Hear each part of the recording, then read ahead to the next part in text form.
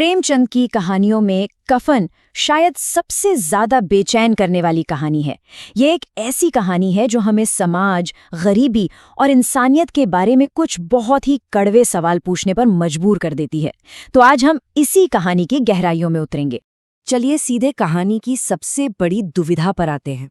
जरा सोचिए, क्या हो अगर किसी के अंतिम संस्कार के लिए चंदा इकट्ठा किया गया हो और वो पैसा कफन खरीदने के बजाय एक शानदार दावत पर उड़ा दिया जाए।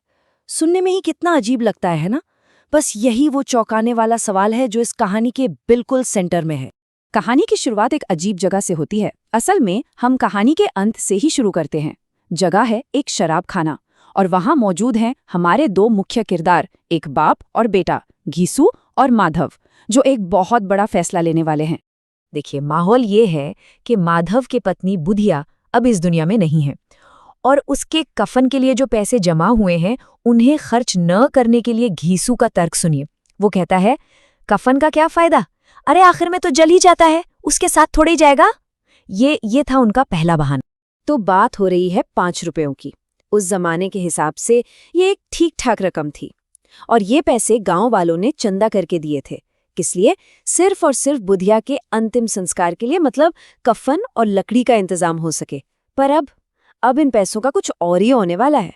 लेकिन सवाल ये उठता है कि कोई इस हद तक कैसे पहुंच सकता है। ये समझने के लिए हमें थोड़ा पीछे चलना होगा, कहानी की शुरुआत में, और इन किरदारों को, घीसू और माधव को, थोड़ा और करीब से जानना होगा। तो कहानी का पहला सीन ही आपको झकझोर कर रख देगा। सोचिए, घर के अंदर एक औरत बुढ़िया बच्चे को जन्म देते हुए दर्द से चीख रही है, मौत से लड़ रही है, और बाहर बस कुछ ही कदम दूर उसका पति माधव और ससुर घीसू बड़े आराम से आलू भून रहे हैं। उन्हें बस अपने भुने हुए आलूओं का इंतजार है। मतलब कितनी ज्यादा बेपरवाही है ये। और उनके बीच जो बातचीत होती है ना, वो तो और भी कमाल है। माधव कहता है, अगर मरना ही है तो जल्दी क्यों नहीं मर जाती, जाकर क्या होगा? और घीसू जो बाप है वो डांटता तो है, कहता है, बड़ा बेरहम है रे तू। लेकिन उसके डांट में भी कोई असली चिंता नहीं है, बस एक रस्म अदायगी। तो आखिर है कौन ये घीसू और माधव? गांव में ये दोनों अपनी काम चोरी के लिए मशहूर हैं, मतलब आलस के बादशाह।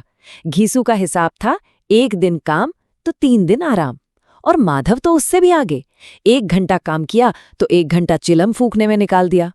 दुनिया की कोई चिंता ही नहीं थी इन्हें। और जब से बुधिया घर आई थी, बेचारी वो मेहनत करती थी और ये दोनों उसकी कमाई पर जी रहे थे। और फिर वही हुआ जिसका डर था। सुबह होते होते बुधिया की आवाज खामोश हो गई।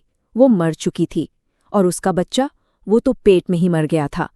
अब जरूरत थी एक कफन की। अब यहाँ पर कहानी एक मोड़ लेती है। प्रेमचंद हमें ये समझाते हैं कि ये कहानी सिर्फ इन 2 लोगों की नहीं है। नहीं, ये कहानी उस पूरे समाज की है, उस माहौल की है जिसने उन्हें ऐसा बना दिया। और यहीं पर प्रेमचंद अपनी सबसे जरूरी बात कहते हैं, कहानी का सार। वो लिखते हैं कि एक ऐसा समाज जहां दिन रात खटने वालों की हालत भी घीसू माधव से कोई बहुत बेहतर नहीं थी, वहां अगर ऐसी सोच पैदा हो जाए तो इसमें कोई हैरानी की बात नहीं है। मतलब उनकी ये बेपरवाही, ये उस सिस्टम का ही एक प्रोडक्ट थी। इस तुलना से बात और भी साफ हो जाती है। एक तरफ हैं किसान जो बेचारे कमर तोड़ मेहनत करते हैं, फिर भी रहते तो गरीबी में ही हैं, उनका शोषण होता है। और दूसरी तरफ हैं घीसू और माधव, वो भी गरीब हैं लेकिन वो मेहनत नहीं करते, और मेहनत न करके वो कम से कम उस शोषण से तो बच जाते हैं। तो एक तरह से उनका आलस एक बहुत ही दुखद किस्म का एक प्रोटेस्ट बन गया था। तो चलिए, ये सब समझने के बाद अब वापस उसी शराब खाने में चलते हैं। देखते हैं कि ये दोनों अपने इस अजीबोगरीब फैसले को सही कैसे ठहराते हैं और उन 5 रुपयों का आखिर करते क्या हैं। तो मामला एकदम साफ है। उम्मीद थी समाज की, रिवाजों की, कि मरे हुए इंसान के लिए कफन आएगा, लेकिन हकीकत क्या थी? हकीकत ये थी कि जिंदा लोगों के लिए एक दावत का इंतजाम हो रहा था। और ये कोई मामूली खाना नहीं था, ये पूरी दावत थी। सोचिए, शराब की बोतल, 2 सेर गर्मा-गर्म पूड़ियां, साथ में मांस का सालन, चटपटी कलेजी और तली हुई मछली। ये सब कुछ उन पैसों से आया जो एक लाश को ढकने के लिए मिले थे। एक ऐसी दावत जिसके बारे में वो शायद जिंदगी में कभी सोच भी नहीं सकते। और फिर आता है घीसू का अपना दर्शन, अपनी फिलॉसफी। वो कहता है अगर हमारी आत्मा खुश हो रही है तो क्या उसको पुण्य नहीं लगेगा। देखिए कैसे कैसे वो धर्म और पुण्य की बातों को ही अपने हक में मोड़ रहा है। वो खुद को और माधव को ये यकीन दिला रहे हैं कि उनके पेट भरने से बुधिया की आत्मा को शांति मिलेगी। और इसके बाद आता है कहानी का सबसे बड़ा व्यंग्य। जिंदगी में पहली बार माधव को कुछ देने का सुख मिलता है। जब वो बची हुई पुड़ियां एक भिखारी को देता है तो उसे एक अजीब सा गर्व महसूस होता है। मतलब अपने सबसे घिनौने काम को करने के बाद उसे एक पल के लिए इज्जत का एहसास होता है। नशे में चूर। अब तो उन्हें पक्का यकीन हो चला है। माधव चिल्लाकर कहता है वो स्वर्ग जाएगी दादा, स्वर्ग की रानी बनेगी। मतलब वो पूरी तरह से इस धोखे में है कि उनकी ये दावत बुधिया के लिए स्वर्ग का टिकट है। चलिए अब कहानी के आखिर में चलते हैं और उस सवाल पर जो प्रेमचंद हमारे लिए छोड़ गए हैं। एक ऐसा सवाल जो आज भी उतना ही बेचैन करने वाला है। कहानी का अंत बड़ा ही स्याह है। पेट भरा हुआ है, नशा चढ़ा हुआ है और वो दोनों गाने लगते हैं, नाचने लगते हैं और फिर वहीं नशे में धुत होकर गिर पड़ते हैं। एक मौत और एक धोखे से मिली ये खुशी कितनी देर की थी?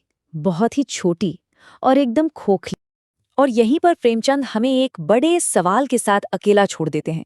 असली गुनहगार कौन है? क्या ये दो इंसान, घीसू और माधव, अपनी इस हैवानियत के लिए जिम्मेदार हैं या फिर वो समाज असली मुजरिम है जिसने मेहनत की कोई कीमत नहीं रखी, जिसने लोगों को इतना नाउम्मीद कर दिया कि उनके लिए जीना और मरना सब एक बराबर हो गया। ये सवाल ये सोचने पर मजबूर